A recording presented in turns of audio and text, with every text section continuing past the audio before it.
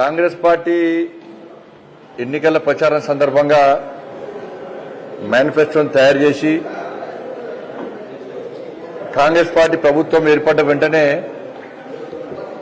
ఫిబ్రవరి 1 రోజు group 1 notification ఇస్తాం. డిఎస్పీలు అవుతారు, డిప్యూటీ కలెక్టర్లు అవుతారు, ఫీల్డ్ అయ్యారు, రకరకాలుగా 24 డిపార్ట్మెంట్ సంబంధించి ఆఫీసర్లు అయ్యే అవకాశాన్ని మేము కల్పిస్తాం. తప్పకుండా ఫిబ్రవరి 1 రోజు గ్రూప్ 1 ఇస్తాం. ఏప్రిల్ 1 రోజు గ్రూప్ 2 నోటిఫికేషన్ ఇస్తామని చెప్పన్నారు. ఇలా ఫిబ్రవరి 2 అయిపోతుంది.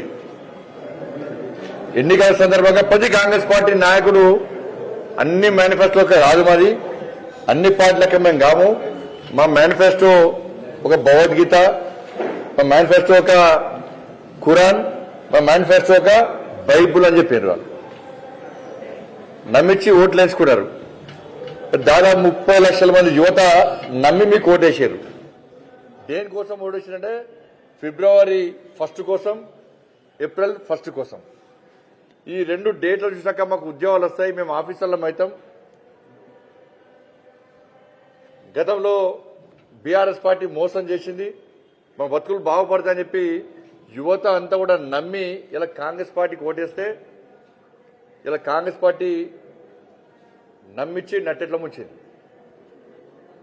ఏ కాంగ్రెస్ పార్టీ నాయకుడు మాట్లాడతలేడు. డేట్ చెప్పింది మీరే, నోటిఫికేషన్ ఇస్తామన్నది మీరే, బైబిల్ అన్నది మీరే, భగవద్గీత అన్నది మీరే, ఖురాన్ అన్నది మీరే.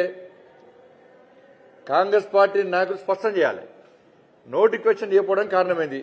ఇది మీరే మేనిఫెస్టో, ఇది మేము తయారు చేసిన, మీరు తయారు చేసిందే. మీరు అనుకున్న భగవద్గీత ఇదే, మీరు అనుకున్న బైబిల్ ఇదే, మీరు అనుకున్న ఖురాన్ ఇదే. కాంగ్రెస్ పార్టీ నాయకులు స్పష్టం చేయాలి. దీన్ని మళ్ళా విమర్శకు ప్రతి విమర్శ సమాధానం చెప్పాలి. యువతకు 30 లక్షల మంది యువతకు సమాధానం చెప్పాలి. మీరు నిరుద్యోగ యువతకు అది మీరు పవిత్ర గ్రంథంగా భావిస్తే నోటిఫికేషన్ ఇవ్వండి.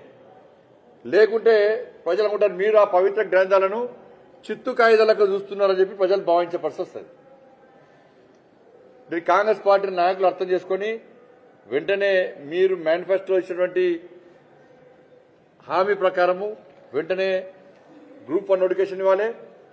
మళ్ళా ఎలక్షన్ షెడ్యూల్ వస్తుంది, ఎలక్షన్ నోటిఫికేషన్ వస్తుంది, కోడ్ వస్తుందని చెప్పి ఏప్రిల్ 1 నాడు ఇవ్వాల్సినటువంటి మన గ్రూప్ 2 నోటిఫికేషన్ ఆపకుండా 2 కలిపి వెంటనే షెడ్యూల్ రాకముందే, ఎన్నికల కోడ్ రాకముందే నోటిఫికేషన్ నిజాయితీగా నిబద్దతతో, దానిలో బీఆర్ఎస్ పార్టీ చేసినట్టు ఏదో చిన్న చిన్న పొరపాట్లు చేసి మళ్ళీ ఉన్న కోర్టుకు పంపించి కోర్టు స్టే ఇప్పించిన తర్వాత మళ్ళీ ఈ పార్టీ వాళ్ళు ఆపినరు, ఆ పార్టీ వాళ్ళు ఆపినరు, పేరు కోసం ప్రయత్నం చేస్తున్నారని చెప్పి కుంటి సాకులు చెప్పే ప్రయత్నం చేయకుండా నిజాయితీతో, నిబద్దతతో యువత యొక్క భవిష్యత్తు దృష్టి ఉంచుకొని మీరు ఇచ్చిన హామీని నెరవేర్చుకున్నప్పుడే దాన్ని కాంగ్రెస్ పార్టీ వాళ్ళ మేనిఫెస్టోను పవిత్ర గ్రంథంగా భావిస్తుందని చెప్పి ప్రజలు భావించే పరిస్థితి ఉంది. కాబట్టి దాన్ని అమలు చేయాలని చెప్పి మేము డిమాండ్ చేస్తున్నాం.